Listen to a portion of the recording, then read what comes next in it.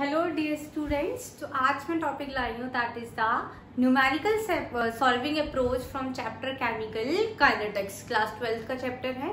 इसके लिए मेरे पास स्टूडेंट्स के मैसेज आए थे कि मैम एक बार इस पे वीडियो बना दीजिए। तो देखिए, इसमें जो केमिकल काइनेटिक्स है एक फिजिकल केमिस्ट्री का चैप्टर है, काफी इंपॉर्टेंट चैप्टर है। तो उसी के लिए मैं अप्रोच लेकर आई हूँ। देखिए, जो फर्स्ट अप्रोच है मेरी, that is how to find out the rate of reaction. ठीक है, रेट ऑफ रिएक्शन कैसे निकालते हैं? इसमें आपको रेट ऑफ फॉर्मेशन भी दे सकते हैं, रेट ऑफ डिसअपीयरेंस भी दे सकते हैं। तो सबसे बेसिक देखिए, सपोज मैंने करा कि a plus B give c plus D. ठीक है, कोई भी है, मेरा a और b प्रोडक्ट्स हैं, सॉरी रिएक्टेंट्स, और c और d इन लोगों ने क्या दी थी, प्रोडक्ट दिए। तो रेट ऑफ रिएक्शन कैसे लिखेंगे? Minus delta a over delta t equals to minus b के लिए delta b over delta t equals to plus delta c over delta t, और d के लिए equals to delta d over delta t। ये वाला जो मेरा basic है ये सबके लिए रहेगा। ये मैंने a और b के टर्म्स पे दिया है। अगर आपके कोई भी क्वेश्चन उसके टर्म में आएगा। अगर स्टोइकियोमेट्रिक कोफिशिएंट दिया है 2a plus 3b 4c 1d, तो वो आपके अपॉन में आ जाएंगे। क्लियर है? उस पर भी मैं अभी आपको बताती हूँ कैसे लिखेंगे। अब देखिए माय डियर स्टूडेंट्स, यहाँ मैंने नेगेटिव साइन लगा रखा है, प्रोडक्ट्स में प्लस साइन लगा रखा है। कि नेगेटिव साइन क्या बताता है? नेगेटिव साइन हमें ये बताता है कि जो मोलर कॉन्सेंट्रेशन है रिएक्टेंट का, वो डिक्रीज हो रहा है विद रिस्पेक्ट टू टाइम। जैसे जैसे टाइम इंक्रीज हो रहा है, रिएक्टेंट का जो कॉन्सेंट्रेशन है, मोलर कॉन्सेंट्रेशन, वो क्या हो रहे हैं बच्चों? डिक्रीज हो रहे हैं। That's why we have to put negative sign when we are writing in terms of the reactant. Clear है यहाँ पे? देखिए, अब जैसे एग्जाम्पल लिया मैंने कि 4NH3 plus 5O2 give 4NO plus 6H2O। ठीक है, मैं इसका आपको रेट ऑफ रिएक्शन लिख के दिखाती हूँ। रेट ऑफ रिएक्शन यहाँ पे, रेट ऑफ रिएक्शन क्या होगा मेरा? इक्वल्स टू, देखिए वो 4 है, स्टोइकियोमेट्रिक कोफिशिएंट अमोनिया के साथ, तो ये बच्चों क्या आ जाएगा? -1/4। जो भी कोफिशिएंट होगा अपॉन में आ जाएगा। डेल्टा NH3, अब कोई टाइम नहीं है तो is equals to delta T। Clear है? अब ऑक्सीजन के लिए देखिए स्टोइकियोमेट्रिक कोफिशिएंट कितना है? 5, तो we will write -1/5 delta O2 is equals to delta T। Clear है? अब इक्वल्स टू, अब NO के लिए देखेंगे, NO रिएक्टेंट टर्म में है, तो वी विल राइट 1/4, प्लस लगाओ मत लगाओ, एक ही प्लस ही एक ही बात होती है, delta NO over delta T। अब इक्वल्स टू वाटर के लिए देखियो 6 कोफिशिएंट है मेरे पास स्टोइकियोमेट्रिक, तो 1/6 delta H2O over delta T। Clear है जी? आई होप ये क्लियर होगा। अगर यहाँ पे जो भी आपको दे रखा विद रिस्पेक्ट टू दैट आप लिखते जाइए, स्टोइकियोमेट्रिक कोफिशिएंट्स में बस 1/, करते जाइए। यही बेसिक है, यही बेसिक है, सब में यही अप्लाई होगा। क्लियर है? अब देखिए मैंने इसी पे एक क्वेश्चन लिखा है, ये एक आसाम बोर्ड का क्वेश्चन है 2012 का, वो मैं लेकर आई हूँ कि फॉर द अबव रिएक्शन, ऊपर वाली रिएक्शन के लिए दे रखा है, the rate of formation of NO is 3.6 × 10⁻³ mole litre inverse second inverse. Clear है? NO का दे रखा है रेट ऑफ फॉर्मेशन। अब हमसे क्या पूछ रहे हैं कि rate of disappearance of ammonia और rate of formation of water. Clear है? सबसे पहले डिसअपीयरेंस ऑफ अमोनिया निकालते हैं। देखिए, डिसअपीयरेंस ऑफ अमोनिया के लिए क्या लिखेंगे? -1/4 delta NH3 over delta T। ये लिखेंगे इक्वल्स टू किसके लिए लिखेंगे? NO का फॉर्मेशन दे रखा है, तो विद रिस्पेक्ट टू NO निकालेंगे, क्योंकि और कोई चीज गिव ही नहीं रही है। तो NO के लिए क्या है हमारा? ये है 1/4 इक्वेशन के according is equals to delta NO over delta T। ठीक है? अब इसका जो टर्म है, जो मेरे को इतनी जो रेट ऑफ फॉर्मेशन दे रखा है क्वेश्चंस में, वो कितना दे रखा है? 3.6 × 10⁻³ एक और चीज, ये वाला जो है कैंसिल, ये वाला टर्म और ये वाले टर्म क्या हो जाएंगे बच्चों? कैंसिल हो जाएंगे। ठीक है, बिल्कुल कैंसिल हो जाएंगे। तो ये मेरा क्या हो जाएगा? Rate of formation of ammonia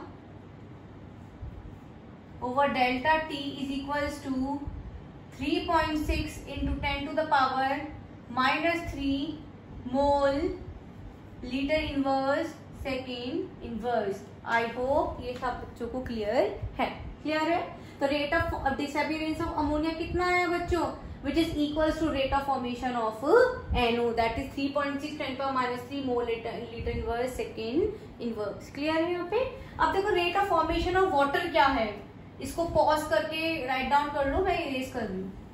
rate of formation of water, ठीक है। Rate of formation of water के लिए क्या लिखेंगे, ये लिखेंगे 1/6 delta H2O over delta T।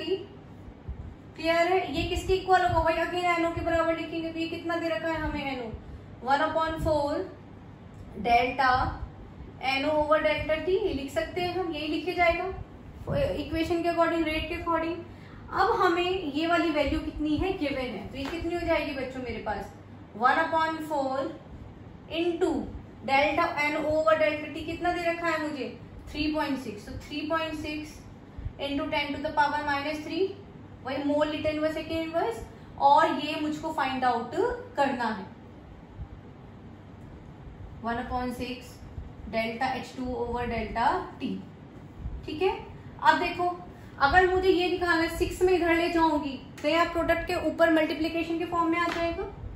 देखो तो क्या हो जाएगा, is equals to 1/4 into 3.6 into 10⁻³ into 6। ठीक है?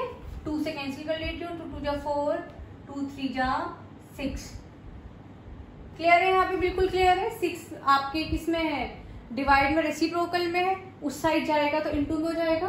तो विद द कैलकुलेशन ये आपका आंसर आ जाएगा 5.4 into 10⁻³ mole litre inverse second inverse. इस तरीके से आप rate of formation of disappearance के क्वेश्चंस करेंगे। क्लियर? टू सेकेंड के find out the unit of rate constant. तो जनरल फॉर्मूला है मेरा mole is equal to 1 - n n-1 second inverse. Time inverse होता है, मैंने सेकेंड इनवर्स लिखा है because we have to calculate in terms of seconds.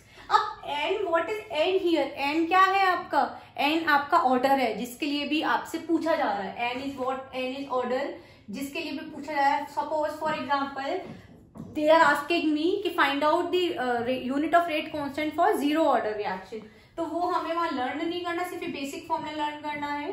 तो k is equals to mole हो जाएगा 1 - 0 is equals to L 0 - 1 n second inverse. Clear है?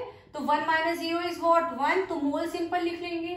L 0 - 1 L inverse हो गया, -1 चार्ज आ गया, n सेकेंड इनवर्स। क्लियर है?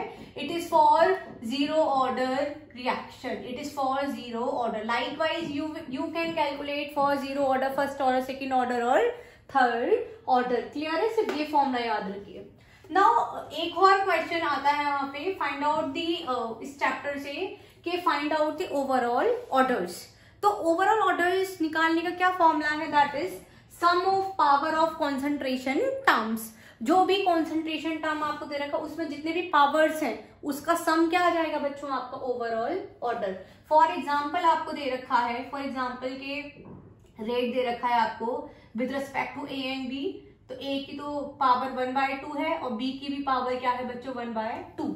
अब वो आपसे यहाँ ओवरऑल ऑर्डर पूछ रहा है, ओवरऑल ऑर्डर, मैंने ओवरऑल ऑर्डर लिख दिया है यहाँ पे शॉर्ट में। तो इसको सिंपल क्या करेंगे, इनके पावर्स का बस ऐड कर देंगे, तो क्या हो जाएगा बच्चों, ये 2 LCM मेरा आ गया, 2 1 + 1 1 + 1 कैलकुलेट। तो फर्स्ट तो ओवरऑल ऑर्डर जो मेरा आया है ये जो इस रेट के लिए, इस रेट इक्वेशन के लिए, दैट इज 1। क्लियर है? यहाँ पे अगर यहाँ पे सी के टर्म देते तो a + b + c तीनों की पावर्स ऐड हो जाएंगी। अगर कोई चीज माइनस में दी तो उसी तरीके से बस यहाँ पे आपको पावर्स क्या करना है बच्चों, ऐड करना है। आई होप ये यहाँ पे क्लियर है।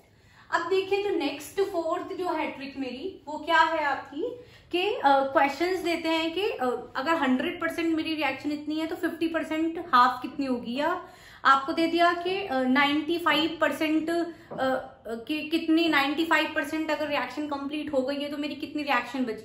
उसके जो कंप्लीशन वाले जो रिएक्शंस होते हैं 99%, 80%, वो वाला रिलेशन मैं आपको करवा रही हूँ एनसीईआरटी में और बहुत सी बुक्स में क्वेश्चंस के गिवन। देखिए फोर्थ क्या है, पहले जीरो ऑर्डर के लिए करवा रही हूँ। For zero order, for zero order के लिए जो वैल्यू है मेरी t½ टी हाफ की वैल्यू बच्चों कितनी होती है, it is equals to A not over 2k। यही है। अगर मैं मानती हूँ कि जो मेरी ए नॉट क्या है, इनिशियल कॉन्सेंट्रेशन है, वो ए के इक्वल है, तो it is equals to A upon 2k। ये कितनी है मेरी टी हाफ, यानी 50%। क्लियर है यहाँ पे। अब मैं ये मान रही हूँ कि मेरी रिएक्शन जो है बिल्कुल कंप्लीट हो चुकी है, टी 100%, मेरी the reaction is completed now. तो एक हमें टर्म पता है, क्या है पता है हमें, कि a naught minus a is equals to k. ठीक है, जब रिएक्शन कंप्लीट हो गई तो ये पूरा टर्म क्या हो जाएगा बच्चों, 0 हो जाएगा। तो अगर ये 0 हो गया तो it is equals to A not over k. ठीक है, और इनिशियल कॉन्सेंट्रेशन हम क्या मान रहे हैं बच्चों, ए ही मान रहे हैं, तो ये किसके बराबर हो जाएगा हमारा, it is equals to A upon के।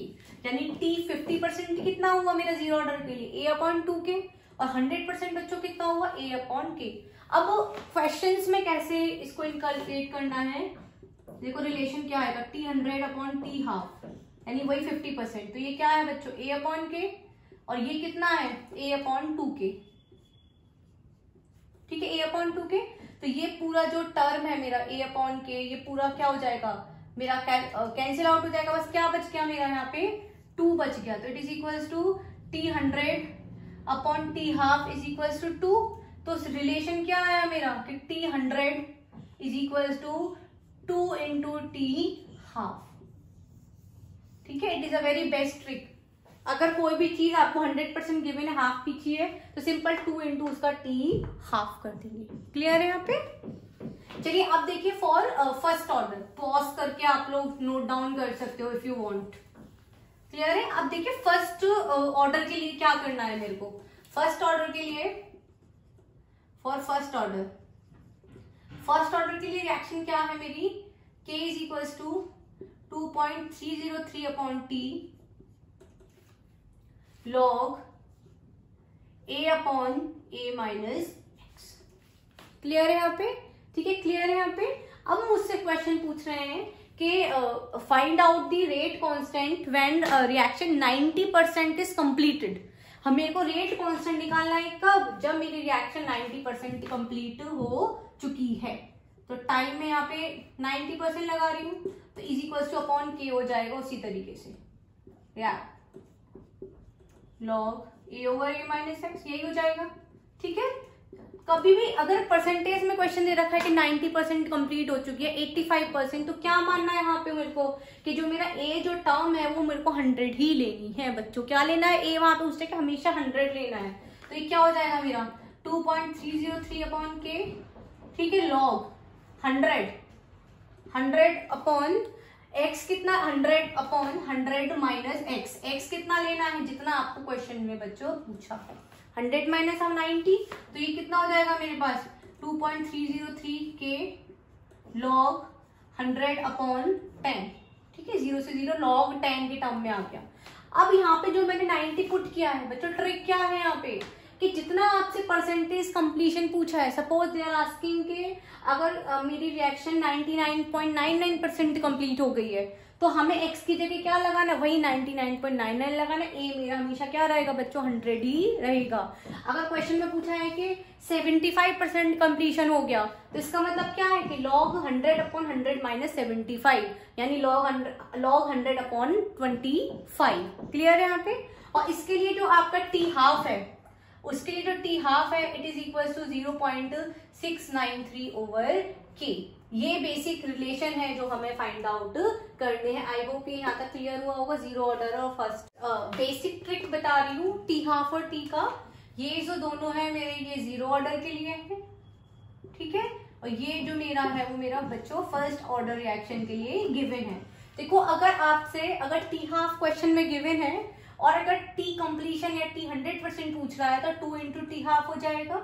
और अगर 75% पूछ रहा है फॉर जीरो ऑर्डर रिएक्शन, तो क्या हो जाएगा 1.5 into T half. It is a very important trick, बहुत अच्छी ट्रिक है, इसको आप लर्न कर सकते हो। और देखिए फॉर फर्स्ट ऑर्डर के लिए अगर रिएक्शन कंप्लीट टी हाफ आपको गिवन है, 75% पूछ रहे हैं, तो 2 इंटू टी हाफ हो जाएगा। 87.5 बहुत कम क्वेश्चंस हैं, लेकिन फिर भी मिल जाते हैं कि 87.5 पूछे, तो that is equal to 3 into बच्चों टी हाफ। और ये तो बहुत ही इंपॉर्टेंट है, 99.9% पूछ रहे हैं, टी हाफ क्वेश्चन में गिवन है, तो it is equal to 10 into T half. I hope ये क्लियर है। यहाँ पे आप पॉज करके इसको नोट डाउन कर सकते हो। Now coming to important thing, एक और ट्रिक रह गया यहाँ पे। सपोज या फिफ्थ है मेरी, 4 में ऑलरेडी एक्सप्लेन कर चुकी। ऐसे क्वेश्चंस कैसे करेंगे, जैसे सपोज करो कि ये 0.1 है, 0 पॉइंट ऑर्डर के बाद ये रिएक्शन मेरी 0.05 हो गई, और उसके बाद मेरी 0.025 हो गई। यहाँ पे क्वेश्चन टी हाफ बच्चों मेरे को 10 गिवन है, और यहाँ पे मेरे को टी हाफ पूछा गया है, ठीक है। और एक और चीज मुझे गिवन है कि ये जो मेरी रिएक्शन है वो 0 ऑर्डर की रिएक्शन है, क्लियर है। एक और इसी तरीके से एक और मेरे पास है कि 0.1 है मेरा, ये कितनी हो गई 0.05 हो गई। इस केस में मेरा टी हाफ बच्चों 10 है, और फिर से क्या हो गई ये 0.025 हो गई। तो टी हाफ क्या हो जाएगा बच्चों, क्वेश्चन में पूछा है, और ये रिएक्शन है मेरी फर्स्ट ऑर्डर की रिएक्शन। ये ऑर्डर है बच्चों मेरी फर्स्ट ऑर्डर की रिएक्शन, फर्स्ट ऑर्डर की रिएक्शन, क्लियर है। ऐसे वाले क्वेश्चंस के लिए कैसे सॉल्व करेंगे, इसके लिए एक फॉर्मूला है, ये जो टी हाफ होता है it is directly proportional to 1/a(n-1). क्या है बच्चों मेरे पास कि जो टी हाफ है it is directly proportional to 1/a(n-1). यहाँ पे n क्या लगाएंगे with respect to order, 0 order और फर्स्ट ऑर्डर। अगर मैं यहाँ पे 0 लगा दूं तो बच्चों क्या होगा, देखो T half is directly proportional to 1/a(0 minus), जो टी हाफ है बच्चों क्या हो जाएगा, it is directly proportional to initial concentration, clear है यहाँ पे। अब इसमें देखो जो 0.1 है, जो इनिशियल कॉन्सेंट्रेशन है वो बच्चों क्या हो गया मेरा, एग्जैक्टली हाफ हो गया। क्या हो गया, एग्जैक्टली हाफ हो गया।